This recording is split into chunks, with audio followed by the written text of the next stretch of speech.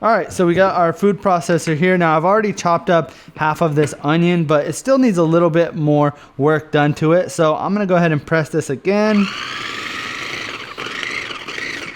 And you can see it's kind of sticking to the walls there. So one of the things we can do is we can grab something like a spatula and just kind of push everything back into the middle. That way it gets onto the blades. And then we'll make sure that everything in here gets chopped really finely, because there are a few pieces I've seen that aren't perfectly minced. So let's go ahead and put that down like that. Put our lid back on. The great thing about this is the lid has a little rubber gasket. So if you are chopping onions, it's not gonna burn your eyes like it would if you were doing it manually.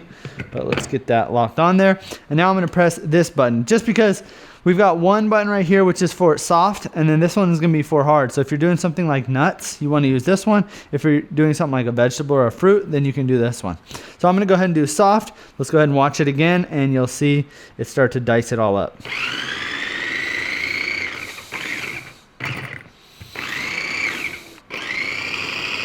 All right, there we go. Let's take our blades out, and you can take a look at it in there. You can see that everything is nice and finely chopped, and this is gonna be perfect to put on some hot dogs later.